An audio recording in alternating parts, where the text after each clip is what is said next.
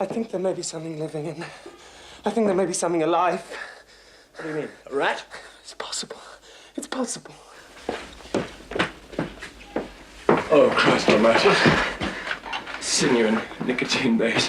Keep back, keep back. Bruce Robinson's film Withnail and I is an exploration of the aesthetics of awfulness. It takes place in 1969 in Britain, and it's a fairly brutal corrective to the mythology of the 60s. London is a country coming down from its trip.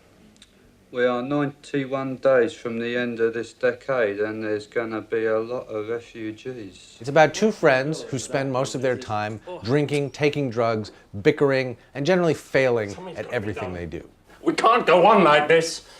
I'm a trained actor reduced to the status of a bum. To break the monotony of their lives in London, they take a trip to the countryside, where almost nothing changes. This place is uninhabitable. Give it a chance. It's got to warm up. Warm up.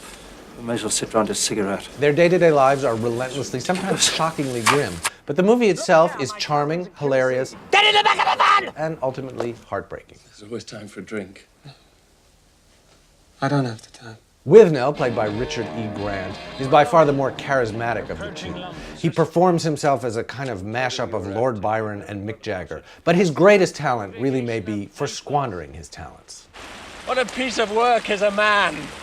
How noble in reason, how infinite in faculties, how like an angel in apprehension, how like a god! His friend, whose name we never hear, so we'll call him I, is played by Paul McGann. He's more anxious than Withnail, somewhat more responsible, and serves basically as Withnail's audience, his errand boy, and his victim. You didn't shut the gate. Stop that ball! Stop that ball! Grab its ring. And finally, there's the extraordinary Richard Griffith as Withnail's Uncle Monty, who believes, mistakenly, Oh, my boys. that the two young men are lovers and desperately wants a piece of the action. Perhaps it's in the other bag. Perhaps it is. Shall we look?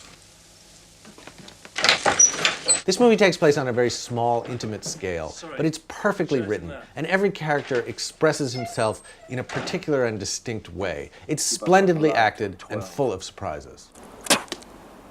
Jesus, look at that.